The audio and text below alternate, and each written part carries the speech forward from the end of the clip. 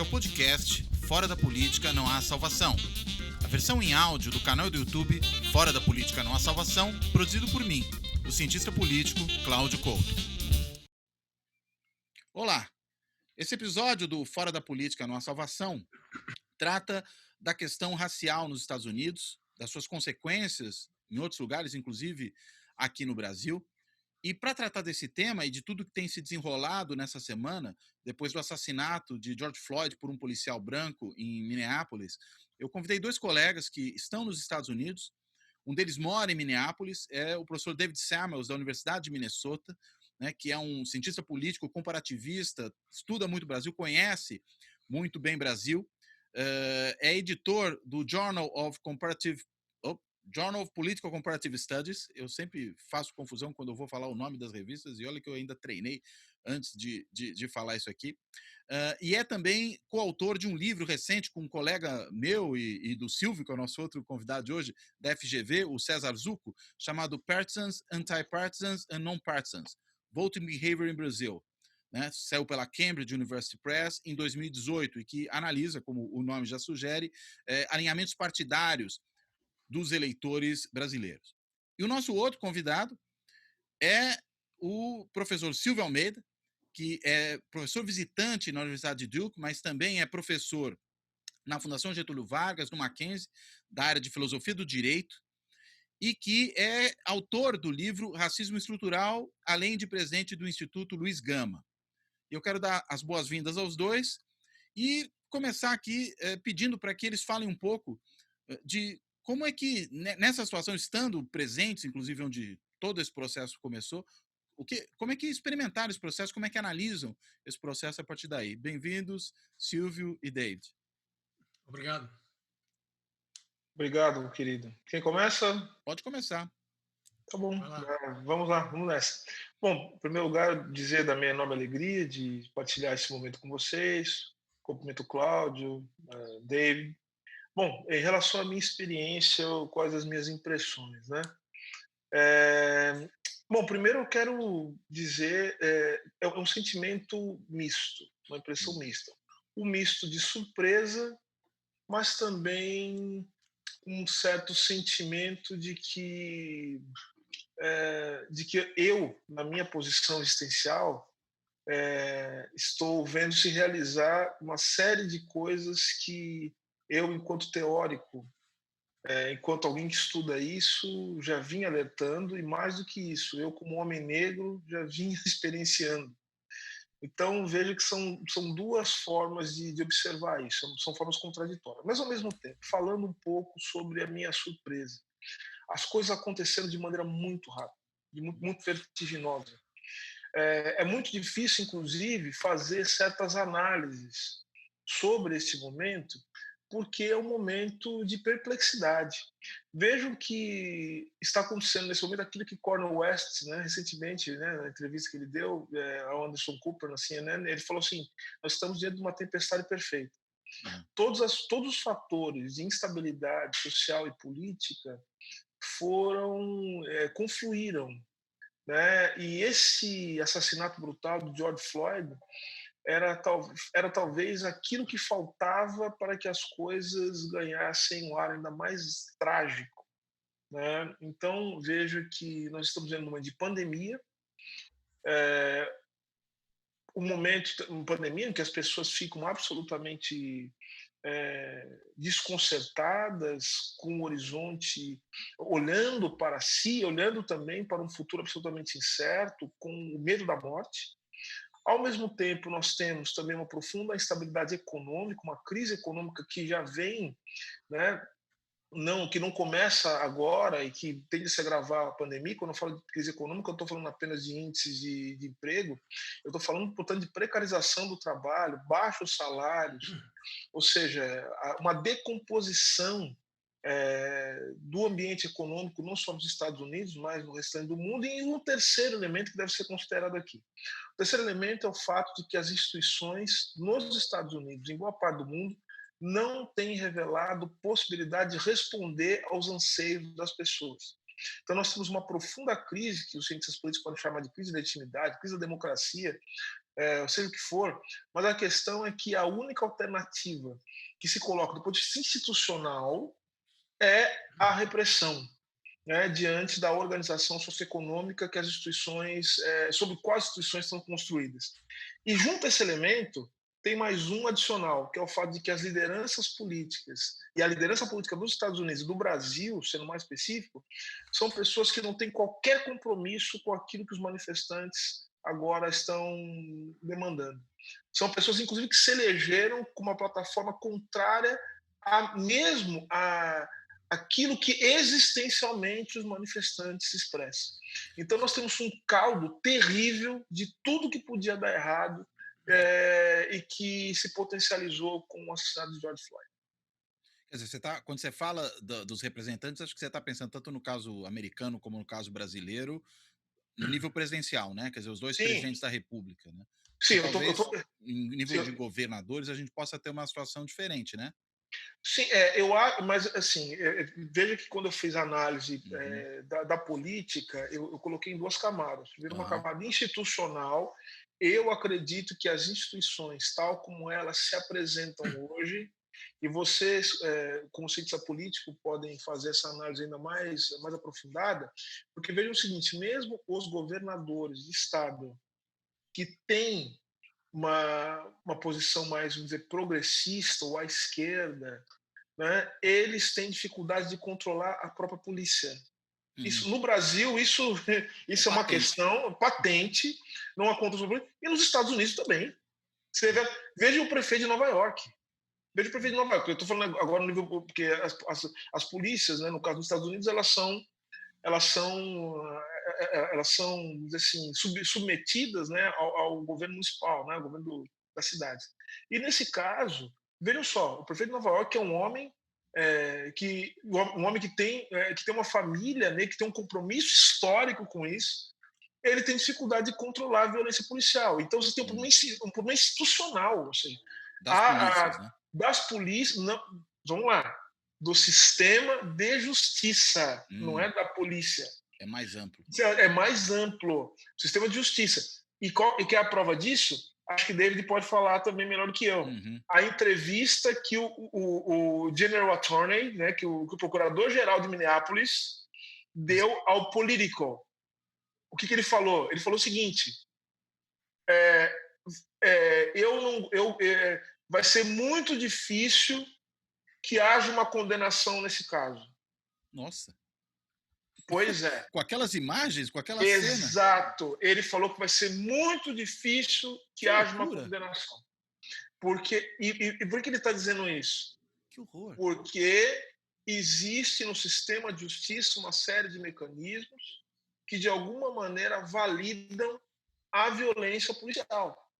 Então, ele está dizendo que vão aparecer uma série de variantes, no caso, e que vão ser utilizadas pela defesa. Veja, e o direito é isso aí mesmo. Tudo bem, aí é do jogo É do jogo. jurídico, né? Mas o jogo jurídico, por isso que ele é jurídico, é um jogo jogado. Por que é um jogo jogado? Claro. Porque o que o direito dá? O direito, ele justamente ele procura estabelecer uma certa previsibilidade do comportamento dos sujeitos, né? Hum. Isso é aquela autonomia da vontade que o direito visa regular. A subjetividade jurídica é isso. Ou seja, o sujeito é livre dentro de uma circunscrição normativa. Então, é necessário. A norma jurídica existe justamente para que haja uma previsibilidade sobre o comportamento dos agentes. Então, a jurisprudência é isso. A gente já sabe mais ou menos como é que o juiz vai agir. Então, o procurador-geral, ele sabe que existe nos Estados Unidos um histórico de conivência com violência policial. Hum. Então, ele, como um homem inteligente, que parece Uhum. ser, ele está dizendo o seguinte: gente, até para tirar a pressão, não depositem todas as esperanças no sistema de justiça. Veja o caso de Trayvon Martin, que é o Uhum. caso do jovem negro que foi assassinado em 2003, que detonou o movimento Black Lives Matter. Uhum. Esse homem foi absolvido. É aquele menino que estava andando dentro de um condomínio, não era? Com o Rudo, com o capuz e Isso. tal, e ele foi assassinado. Então, e ele foi absolvido. Que loucura. Outra coisa, Cláudio e David, eu quero lembrar de uma coisa. Não sei se vocês têm esse costume, eu não recomendo que façam isso, é uma Hum. curiosidade meio mórbida. ver aqueles vídeos que aparecem no Facebook. Já viu você coloca no Facebook, você coloca, tem os vídeos, que vão aparecendo os Hum, vídeos na sequência. Aí você começa a ver um vídeo de violência policial, tá? Tem um vídeo de violência policial. Aí você começa a ver, você vê dois. Aí o algoritmo entende que você gosta daqueles vídeos e começa a uhum. aparecer. Eu não sei se vocês têm ideia da quantidade de vídeos que são feitos quase que diariamente, não diariamente, de americanos, de estadunidenses, filmando casos de violência policial. Quer É dizer, todo dia. É aí o todo que você está dia. dizendo é tão, o que aconteceu com o George Floyd, embora tenha toda essa repercussão agora, na verdade é rotineiro. E ao ser Rotineiro. rotineiro, entra na normalidade, de certa maneira, né? O racismo é isso. Sim. É o que eu falo. Aí é O o racismo racismo, estrutural, né? racismo As, estrutural. Ou seja, as o, pessoas que o, querem reformas disseram que era a sorte que foi filmado. exato, exato. E Yeah. mesmo quando é filmado, não tem garantia nenhuma de que vai haver punição. Porque o sistema de justiça. Porque olha só que coisa doida. O sistema de justiça, ele também precisa se ele se valida, ele precisa se legitimar. Então é muito difícil que o próprio sistema de justiça puna o seu agente, porque eles também, de alguma maneira, têm que legitimar a ação dos seus agentes. E a violência contra pessoas negras e pobres nos Estados Unidos é sistemática. Hum. A gente nem precisa falar de Brasil. Daqui a pouco falaremos do Brasil, porque aqui a Pode falar, proporção é outra, né? a gente pode falar, claro.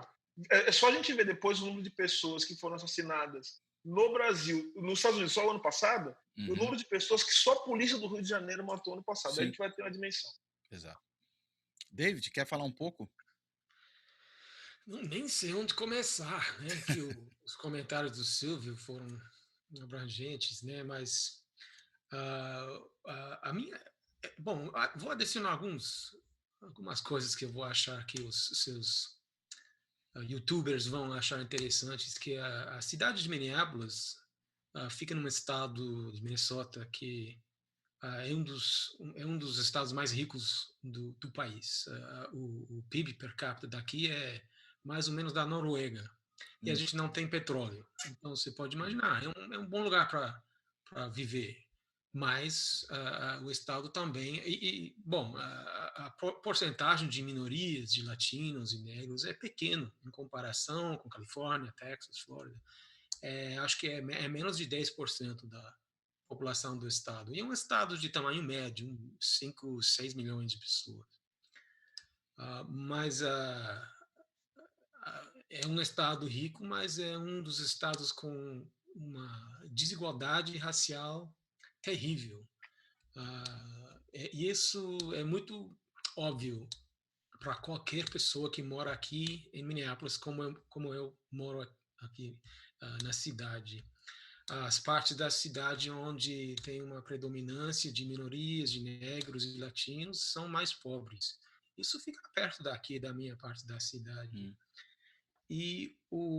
Então, isso não é nada fora do padrão para uma cidade americana. O interessante, por falando da política, é que nos últimos 30, 40 anos, houve o que os cientistas políticos daqui falam de um sorteamento político, né? Que nas cidades entram mais pessoas politicamente liberal. E as pessoas de traços mais conservadores, eles foram para o que a gente chama de subúrbios, nas cidades mais fora dos centros urbanos. E as partes mais rurais são conservadores, com certeza. Então, o que se tem nas cidades americanas, mesmo num estado liberal como Minnesota, você tem lá todas as pessoas jovens e brancos e liberais moram nas grandes cidades, mas os nossos vizinhos são os mais pobres e as minorias étnicas e raciais. Então, a cidade e a polícia não se olham mais, né? Porque se não tem muito esse negócio de law and order conservative, não tem aqui em Minneapolis. A cidade quer uma polícia diferente, mas é quase impossível. A polícia de Minneapolis tem um século disso, de repressão aos pobres e às minorias. E houve grupos de estudos, reformas pelos vereadores no nosso City Council. O prefeito, o sistema político daqui é com um prefeito fraco e ele não pode se impor em cima da polícia. A polícia tem um sindicato muito forte e que resiste a qualquer esforço de reforma, de melhoramento nas relações entre a comunidade e a polícia. E mesmo a Constituição do Estado impede que as cidades transformem a relação entre a polícia e o governo municipal. Está na Constituição do Estado isso, e você pode entender, é uma coisa do federalismo americano. As cidades são fracas, os estados têm o poder em cima das cidades, das municipalidades e dos condados. E isso impede qualquer tentativa de reforma. E por aí não é somente que a nossa cultura política dá toda a dúvida, dá todo o reasonable doubt, né? Não, dúvida razoável. Dúvida ao policial. Sim, eu estava me defendendo, por exemplo, e por isso que eu tinha que matar, ou eu não podia evitar que a pessoa se morre, né? Eu estou tentando colocar no subjuntivo em português e não estou conseguindo, mas está me entendendo, né? Sim, claro. E é também institucional. O Silvio estava falando disso, que o nosso procurador-geral, que é um democrata, é um muçulmano, é um negro, um homem negro, todo mundo quase um demônio no Fox News, mas ele está dizendo, olha, aqui eu posso fazer o que eu vou fazer o que eu posso, mas não tenho nenhuma garantia. É importante lembrar dos problemas institucionais aqui. Qualquer cidade de tamanho tem em termos de policiamento. O problema é o problema central político, que nós, Cláudio, eu e Silvio também, você deve entrar no primeiro dia do qualquer curso de política ou de direito, dizer o problema central da política é ordem, como se cria uma ordem, mas o segundo problema é como se controla os instrumentos do Estado, né? Exato. Está tendo isso todo dia. E eu, por exemplo, aqui era tipo 3 noites de desordem completa. E o meu quarteirão aqui, a gente se formou um grupo de que fique de olho, né? Não sei como se fala isso no Brasil, né? Mas todo mundo estava vamos ficar entre 1h e 2h da manhã, você vai patrulhamento, tudo isso, porque era daqui a 3 quilômetros era toda essa confusão, barulho, helicópteros, tiros, bombas de efeito, tudo isso.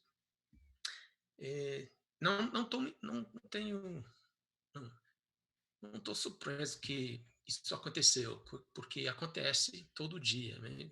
Mas estava surpreendente o tamanho da reação e que se espalhou pelo país e pelo mundo inteiro, né? Interessante, você está achando em Nova Zelândia, né? Um protesto para George Floyd. Eu acho que o que é globalização é isso, né? É muito esquisito para mim. Mas,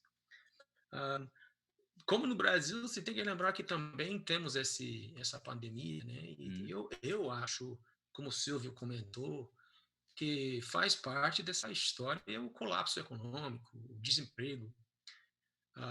Toda essa confusão no meu bairro não era protesto contra a polícia, era looting. Como que é looting em português? Saque. Era saque, disso. Era saque do Apple Store e do Gap e da farmácia e tudo isso. Não era nada política, era falta de policiamento, porque toda a polícia estava lá tentando proteger o seu quartel-geral. Era uma loucura por aqui. Mas eu acho que no país inteiro é muito saque. E isso distrai as pessoas do problema central, que é o problema do policiamento, né? Não sei se Não, acho que é importante levar em consideração essa questão mesmo institucional, inclusive da dificuldade de reforma, né? Agora, É, vocês chamaram a atenção para o tamanho da reação, né? E o Silvio mencionava agora há pouco que quando a gente pensa no caso brasileiro, os números são impressionantes. Eu vi uma matéria esses dias, acho que na BBC, que noticiando o caso do George Floyd, falava de 11 assassinatos, né, de pessoas negras que causaram muita reação. Quando a gente vem para os números brasileiros, em 2 anos, só pessoas negras mortas pela polícia no Brasil foram 6.000 em 2 anos. Isso representa 80%, não, 75% do total dos mortos pela polícia. Ou seja, esses 6.000 são só os negros e são 75% das pessoas assassinadas pela polícia no Brasil. Quando a gente pega só o Rio de Janeiro, né, que o Silvio lembrava também, eu lembro do número de 511 pessoas. Ou seja, se os americanos estão falando em 11 casos que em são 2 anos. politicamente relevantes, não, aí é pior aí em 6 meses. Ai, 511 pessoas mortas em 6 meses só no Rio de Janeiro. Isso são só os negros, que são 80% do total de mortos. O número total de mortos é maior, mas a maior parte deles são negros. Por que a gente acaba, enfim, não tendo reações como essa que ocorrem nos Estados Unidos e no Brasil, Silvio? O que você acha? Bom, eu acho que, em primeiro lugar, né, a gente precisa avaliar as diferenças estruturais entre as duas sociedades, a sociedade americana e a sociedade brasileira.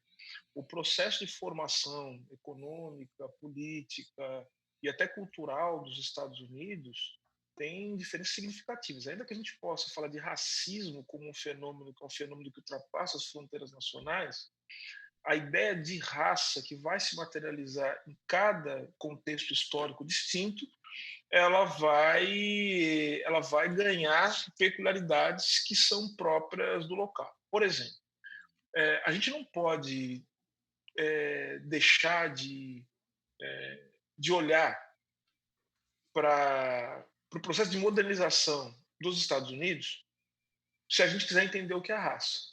Olhar o que foi o período pós-abolição, olhar o que foi o período da Guerra Civil, a reconstrução, e Hum. como o racismo nos Estados Unidos e a segregação racial não foram formas de divisão dos Estados Unidos, mas pelo contrário, foram formas de unificação nacional. A segregação racial foi uma forma de deixar o país unido e não uma forma de dividir o país. No Brasil, a gente Pelo teve. menos até um certo momento, né, eu acho. Não, sim, mas veja só, Uhum. depois da Guerra da Secessão, o que você tem? Uhum. Você tem todo aquele período da reconstrução, que você tem as emendas constitucionais que são apresentadas e a atuação da Suprema Corte Americana justamente é para tentar minar os reclamos de igualdade que a população negra pedia após a abolição, foram cada vez mais restringindo. Era um Isso faz parte do compromise, processo. talvez. Tanto que você teve aí a primeira tentativa de impeachment da história dos Estados Unidos, Uhum. né, contra um presidente republicano e que não foi aprovado por um voto, né? Se não me engano, é o Andrew Johnson, né? Se não me engano, presidente dos Estados Unidos. Ou seja, só em 1896 a Suprema Corte Americana, no famoso caso Plessy versus Ferguson, que diz o seguinte: olha, separados mas iguais. Aí, sabe? Aí a coisa foi assim até, veja só, até o pós-guerra, quando depois o pós-guerra começa a haver, né, toda uma reivindicação e o movimento pelos direitos civis ele começa a ganhar força. Mas você perceber que são sempre crises que vão Sim. mudando a atuação. Agora, por que eu estou falando das diferenças? O Brasil é outra coisa. O Brasil é um país violentíssimo. Primeiro que os negros são a maioria da população. E segundo, você tem um certo discurso, que é um discurso também que incorpora algumas características, não só racistas, mas também de dependência, de subalternidade, do que a gente chama de viralatismo, que é achar que a população negra no Brasil não reage contra o racismo. Se não reagisse, meu caro, da violência do Estado brasileiro, eu não estaria aqui.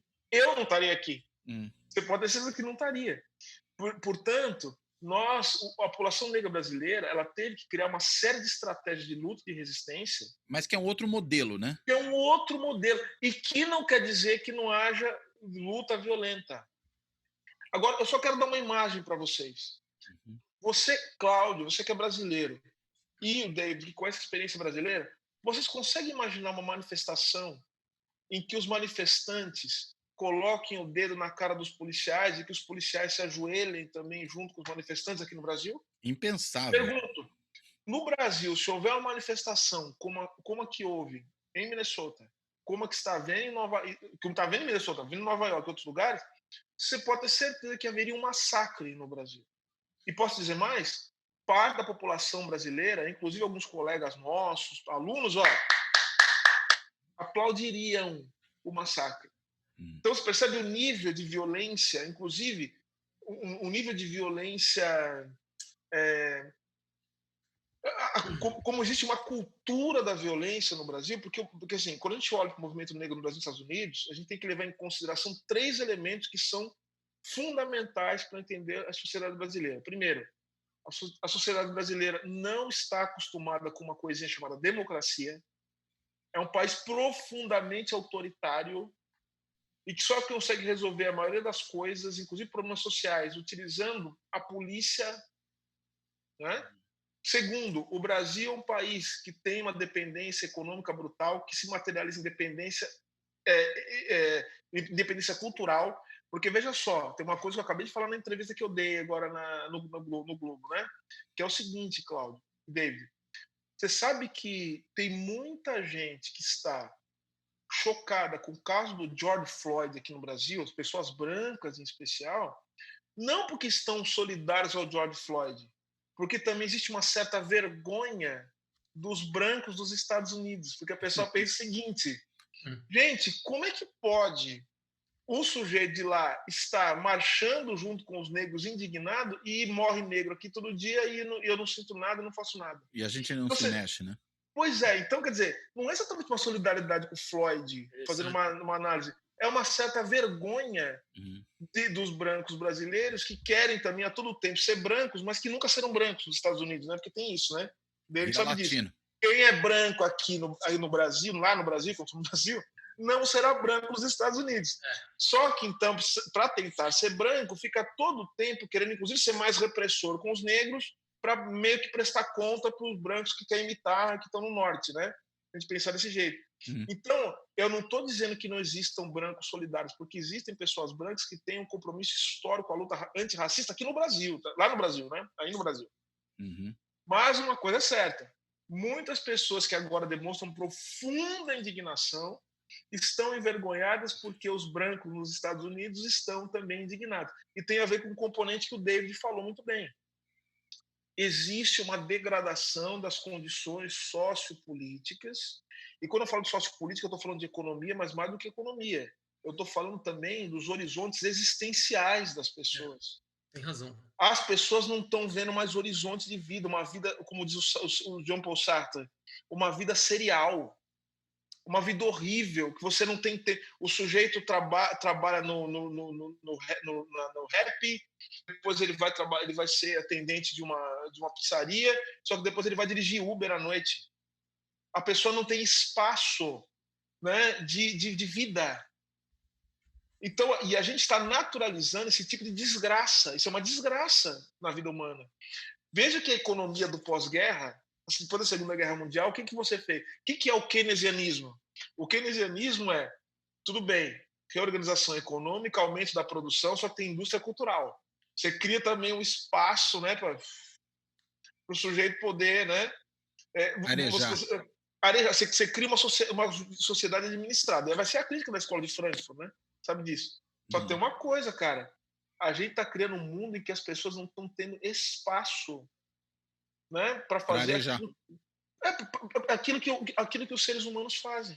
Ou seja, a nossa diversão está sendo o que agora? A nossa diversão, nosso encontro. Né? E quem é da presidência política sabe disso. Né? A política é uma coisa que se faz também com o outro. Né? Enfim, a nossa diversão agora é streaming. É o que a gente está fazendo aqui. Você percebe? Então, e aí a pandemia potencializa isso, que coloca todo mundo aonde? Na tela do computador. Cara, isso é uma desgraça de mundo. E você acha que quem é jovem, que está com energia libidinal, sexual, você quer transar, que é o mundo, vai ficar dentro de casa ouvindo o professor ficar na tela? Ou então a pessoa que não tem nem computador no Brasil, não tem tela, uma desgraça de vida? a pessoa não tem dúvida. Se as pessoas tiverem que escolher entre morrer de Covid-19, morrer de tiro da polícia e morrer desempregado, morrer de fome, as pessoas vão fazer o quê? Elas vão para a rua, mesmo sob risco, para pelo menos escolher o jeito que elas vão morrer. Interessante. Eu só quero adicionar uma coisa sobre a diferença do Brasil entre o Brasil e os Estados Unidos.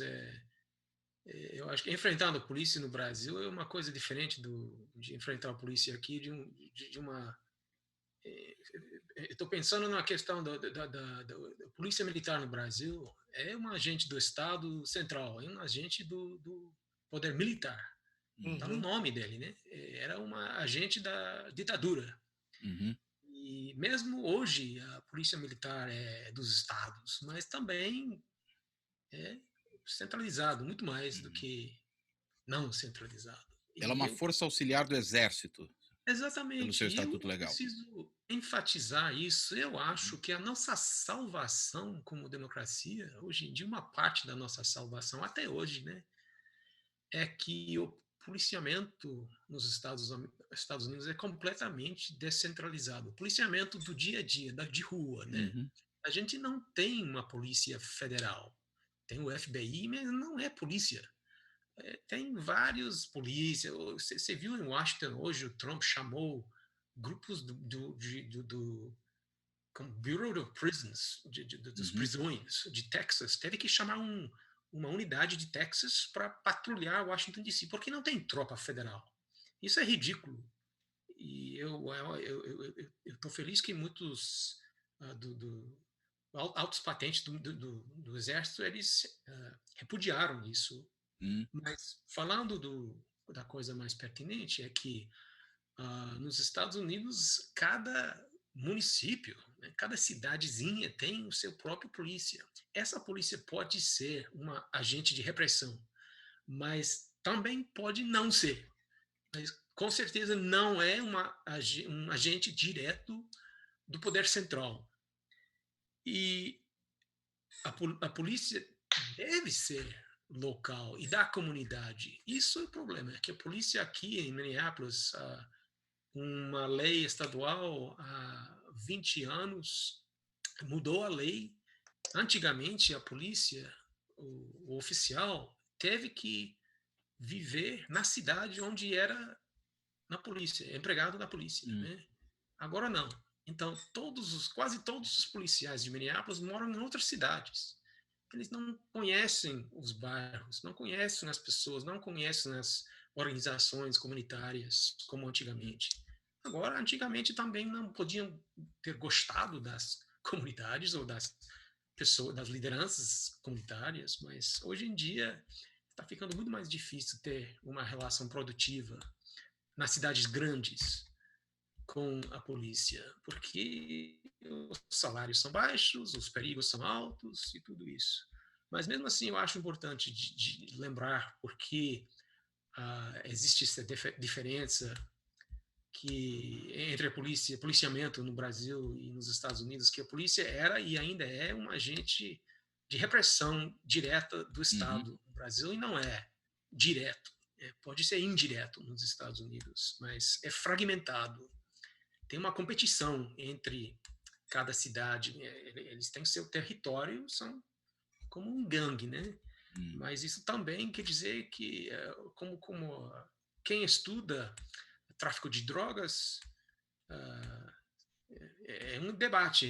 Qual é pior? Tem muitos gangues ou um gangue, né? Uma máfia ou várias máfias, né? Então, é interessante. Aqui a gente tem uma fragmentação das polícias locais. E falando politicamente, eu acho isso uma coisa boa para a sobrevivência da democracia nos Estados Unidos. Uma solução madisoniana, talvez, de alguma maneira. Né? Melhor várias facções do que uma só. É o Madison, eu vou comentar isso. Mas uma coisa que eu ia comentar é o seguinte, em cima do que o David falou, que é bem importante, né? Então, você tem, olhando até mesmo para a organização da comunidade negra, existe uma organização como uma organização comunitária, né? e que se dá muitas vezes em torno das igrejas. Então, falar aqui da igreja aqui nos Estados Unidos, por exemplo, é diferente, né, de falar de como as igrejas se organizam no Brasil, principalmente quando se trata de pensar a relação que existe com as comunidades e com a comunidade negra. Então você tem essa tradição da vida comunitária, né? Ou seja, de uma vida que se desenvolve de maneira paralela, né, ao Estado, né? Sim, vamos colocar mais ou menos dessa maneira, como ele disse. Então, a polícia é uma polícia que visa proteger justamente os contornos dessa vida comunitária, de uma maneira mais ampla. Ao passo que no Brasil, e não que não haja uma presença forte do Estado nos Estados Unidos, existe o Estado forte, o Estado presente, interventor, né, uma série de coisas, mas, de qualquer maneira, no Brasil, você tem, vamos colocar dessa maneira, o Estado que praticamente um Estado também muito forte no Brasil, porque o Estado do Brasil é fraco, não é verdade, mas é um Estado que, de certa maneira, atua justamente para desorganizar as possibilidades de nessa vida comunitária no Brasil. Então, as experiências sociais, somente as experiências de trabalhadores, de pessoas mais pobres, enfim, o Estado acaba por desorganizar essa experiência, por quê? Por conta de intervenções que são intervenções violentas. Não são intervenções que visam, de alguma maneira, permitir essas comunidades que elas se alimentem, que elas ganhem o mínimo de autonomia. Então, é por isso que nos Estados Unidos tem uma questão cultural, né? E sem deixar de lado de apontar todas as mazelas, né, do modelo norte-americano, mas a questão é que é muito mais fácil e é muito mais natural que, diante de uma organização social como a que acontece nos Estados Unidos, a ideia da desobediência civil seja também encarada como parte do direito de resistência contra a opressão. Então, ou seja, por isso que é um certo constrangimento, eu vi na imprensa, e dos policiais também, diante disso, porque entendo o seguinte, a desobediência civil tem toda uma tradição, acho que o David pode falar até melhor disso, mas a ideia dos Black Riots, né? Assim, desse tipo de protesto. Então, causa uma certa... Isso é um debate.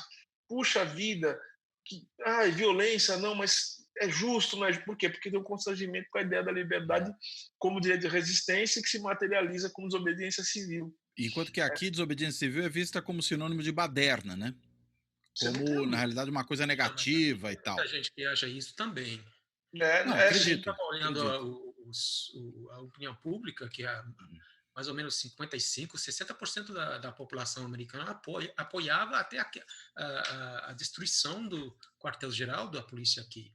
E era mais ou menos 25 por 27, não me lembro exatamente, que se opunham.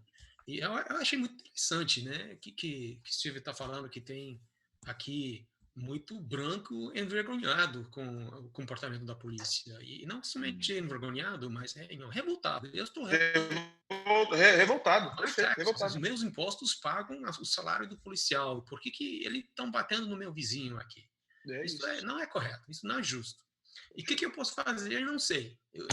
Além de me juntar a esse protesto. Mas olha só a diferença. Você vê só o sentimento assim, gente, eu tô indignado. Por que eu percebo também no discurso dos negros nos Estados Unidos, né? Que também tem uma diferença muito grande. Não dá para ficar, não é a mesma coisa. Porque muitas vezes o que eu vejo um negro americano dizer assim, ele fala assim, o que a polícia fez não corresponde ao que é o meu país. É como se, não todos, né? Porque você tem uma diversidade, né? Você tem pessoas que são... Você tem uma tradição do que a gente chama de black radical thought, né? Assim, pensamento negro radical, mais ligado à esquerda, assim, marxista. Então, você tem isso aí, não tenha dúvida. Mas agora o que eu estou querendo dizer é, muitos deles estão pensando, inclusive, na chave liberal. Pensando assim, olha, um policial, quando bate numa pessoa negra, e justamente porque ela é negra, vai contra todos os princípios fundadores dessa nação. Eles querem cantar o hino nacional sem ironia. Você percebe? É isso, eles querem cantar. Querem ser aceitos como americanos qualquer. Plenos cidadãos, né? Nos anos 60 houve essa promessa dos direitos civis, dos direitos humanos, dos avós dos negros de hoje, né? E que ainda não foram cumpridos. Né? Olha o nome do movimento dos anos 60, Movimento pelos Direitos Civis. Então eles estão acreditando que as instituições elas são capazes de entregar-lhes aquela cidadania e que não havia sido entregue desde a abolição. Então, ou seja, agora é a hora. Então você veja, uma disciplina, é importante falar isso. Eu estou dando duas disciplinas aqui, né? Que é Race and Law in Latin America, raça e direito na América Latina, e a outra disciplina que eu estou dando, olha só que interessante, Black Lives Matter, US, Brasil. Justamente para tentar entender o que muda, né? Quais são as determinações materiais, concretas, políticas, tal, do movimento Black Lives Matter, né? E uma das coisas que me chama muita atenção é o seguinte: percebe a diferença entre pedir direitos civis e Black Lives Matter? Percebe que houve um deslocamento? É um retrocesso? Eu não sei se é um retrocesso, mas eu acho que é alguma coisa que está diretamente relacionada à própria dinâmica e às transformações socioeconômicas da sociedade americana. Porque, veja só, a gente não está falando... Porque o Civil Rights Movement é um movimento que se dá dentro do que a gente pode chamar de anos dourados do capitalismo americano. Ou seja, é a extensão da proteção. Os negros dizem assim, a proteção social que é dada aos trabalhadores brancos, eu também quero, porque eu sou cidadão americano, eu quero cidadania econômica, inclusive. Agora, só tentar colocar numa chave, ver se você concorda comigo, um pouco que você está falando. É como se o movimento dos direitos civis dissesse, quero ser tratado como igual, enquanto que o Black Lives Matter é como, quero que a minha especificidade seja respeitada. É nessa linha? Tem a ver com a questão da identidade, do identitarismo, mas vai além disso, porque o modelo do Black Lives Matter é o modelo, por exemplo, do Occupy Wall Street. É o modelo desses movimentos que a gente pode chamar de altermundistas. É um movimento que é uma atitude que está ligada às redes sociais, a hashtag Black Lives Matter. Portanto, é um movimento que escapa, veja só, que escapa às possibilidades institucionais de resposta. Esse é o ponto. Eu não sei se eu concordo, porque a frase Black Lives Matter, vidas negras importam, eu disse que era o retrocesso no sentido seguinte, é que os direitos civis, a conclamação para direitos civis nos anos 60 era a gente quer ser tratados como iguais. Agora, o Black Lives Matter diz a gente quer existir. Mas é um retrocesso. Se você deixa a gente existir. Não, eu entendi agora você quis dizer com retrocesso. O retrocesso não é do movimento, mas o retrocesso do mundo. O mundo retrocedeu. A demanda é mais fundamental, né? Concordo. Não, perfeito. Não, nesse ponto eu concordo. Por quê? Porque que você teve? Você teve... E a gente pode até fazer uma análise de economia política nesse ponto. Eu acho que o que eles chamam de reestruturação produtiva, neoliberalismo, a gente pode dar... Ou então pós-fordismo, ele tem que ser entendido, ou seja, porque o que você tem, Você tem o desmonte do Estado de bem-estar social e você tem, portanto, uma gestão da vida e da economia que não está baseada na incorporação no mercado. Você está baseado, portanto, em deixar morrer as pessoas que não têm condições de estar nessa dinâmica. Então, o Black Lives Matter, aí eu entendi o que você falou, David. Você está voando longe, mas tem... Não. O Black Lives Matter é isso. O Black Lives Matter é o seguinte. Gente, vocês não deram direitos civis pra gente. Hoje a gente está pedindo para não morrer. Sim. Então, nesse ponto, assim, o mundo está uma desgraça. A tal ponto que a gente tem que pedir, dizer o seguinte, gente, não me matem porque eu sou negro, minha vida importa. É isso mesmo. Agora, para onde que esse movimento, para a gente caminhar para o fechamento, a conversa está super interessante, mas a gente não pode ficar falando muito tempo, senão o pessoal depois não assiste a gente. Para onde a gente vai, né? O que esse evento e o seu espraiamento pelo mundo, como é que qual é a expectativa que vocês têm, né? Não quero futurologia, mas eu queria pegar um pouquinho das expectativas. O que vocês imaginam que isso pode produzir em termos de impacto, de alteração nas sociedades brasileira, americana e mesmo no plano mais amplo, do ponto de vista do aprendizado que esse tipo de processo produz? Eu posso falar somente de o Uhum, que. Não, eu não sei. Eu vou falar somente do que eu acho que vai acontecer aqui em Minnesota, no meu uhum, estado. O governador do estado, que é um democrata, e o Attorney General, né, o procurador-geral também, toda a administração do estado e da cidade de Minneapolis são democratas.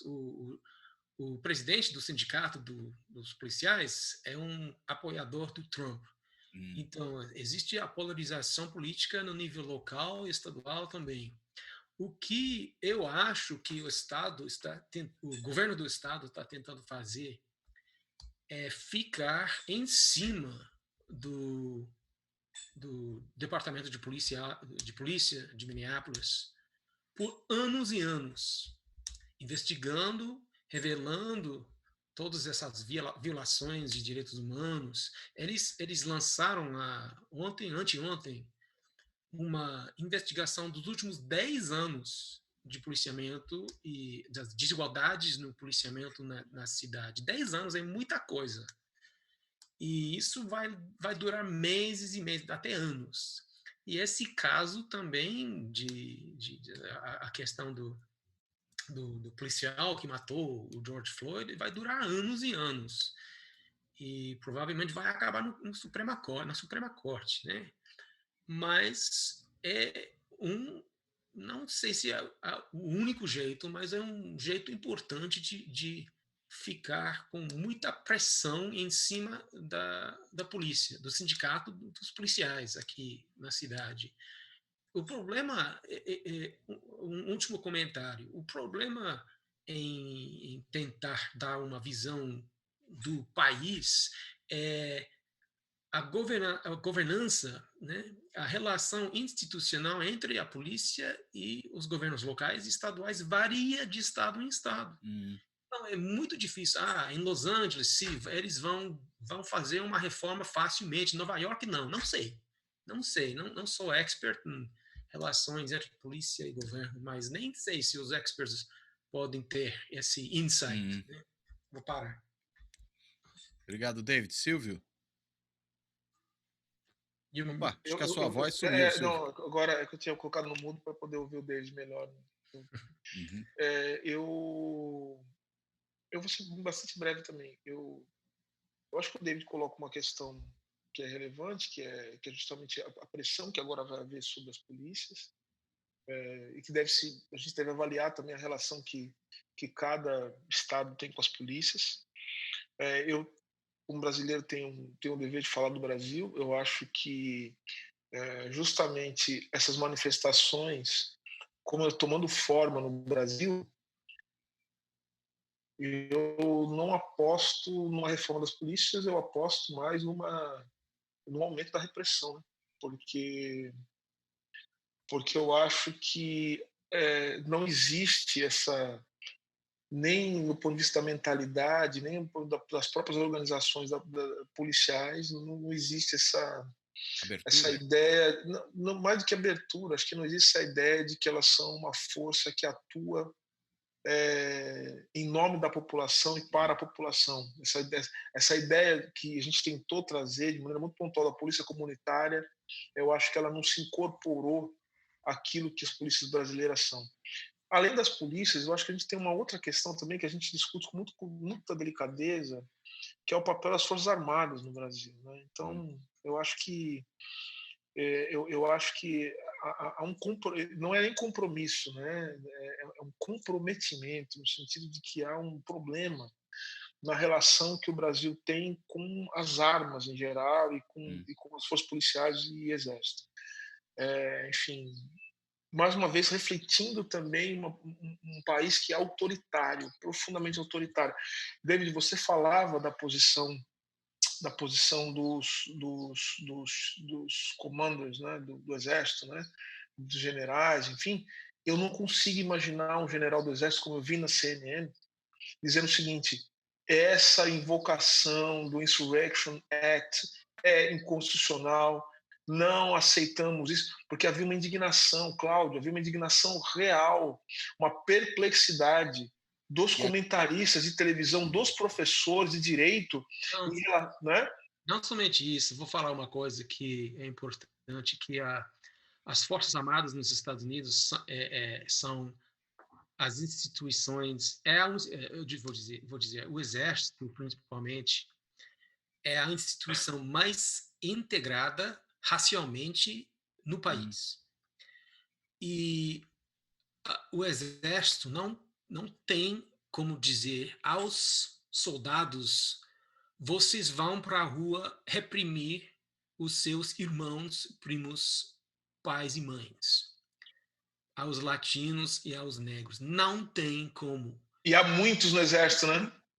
Isso destruiria o Exército nos Estados. E a reputação, a integridade da instituição. No Brasil também, eu acho que os generais eles se preocupem com isso também.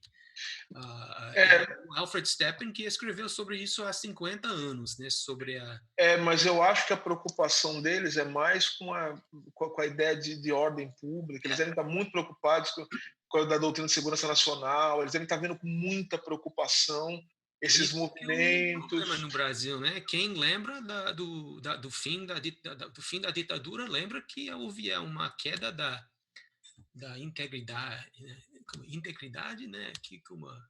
Da coesão. Integrity, coesão. Então, eles são muito preocupados com isso. Então, assim, e a ideia que existe no Exército Brasileiro de que eles são meio que os guardiões desta coesão nacional. Então, é isso. Então, eu acho que eles estão indo com muita desconfiança. Então, eu não vejo como isso possa, assim, nesse primeiro momento, como pode gerar uma mudança na postura especificamente das polícias. Uma segunda e última coisa que é importante dizer é que, repito, eu acho que esse tipo de descontentamento ele vai muito além da indignação com a violência policial. Eu acho que nós estamos num beco da história muito esquisito. Eu acho que abrem-se possibilidades para que a gente possa, enfim, estabelecer um projeto que possa talvez dar conta minimamente dos anseios que todos nós temos em relação à vida, ou também a gente pode cair numa quadra muito pior, repressiva, com mais concentração de renda, enfim. Eu acho que o problema todo a nossa angústia é justamente porque nós estamos num momento decisivo da história. A gente talvez não saiba disso, mas eu tenho a impressão que nós estamos naqueles momentos assim dos mais complexos e que vão ser colocados nos livros de história como momentos de virada na história da humanidade. Para onde a gente ainda não sabe, né? Não tenho a menor ideia. E quem falar que sabe está mentindo. Eu também acho, concordo com você. É isso. Muito bem. Bem, quero então encerrar aqui, agradecer tremendamente ao Silvio e ao David por essa conversa. É pena que a gente não pode ficar mais tempo aqui falando, porque senão fica longo demais, mas acho que a gente pode retomar essa conversa mais à frente, até vendo, né, o que vai decorrer daqui. E quero agradecer muito a vocês mesmo, né, pela oportunidade. Então... Obrigado, Cláudio. Obrigado, David. Um prazer conhecê-lo. Espero que a gente possa continuar em contato. David, obrigado também. Um abraço para vocês e por aqui a gente fecha. Até a próxima. Até mais, gente. Tchau, tchau. Tchau, tchau. Até mais. Além do podcast, disponível em 16 agregadores, dentre eles o Podcast Addict, o Anchor, o Apple, o Deezer, o Google Podcasts, o Spotify, o Stitcher e o TuneIn, o Fora da Política Não Há Salvação também está no canal do YouTube. Visite o nosso canal do YouTube, curta e se inscreva.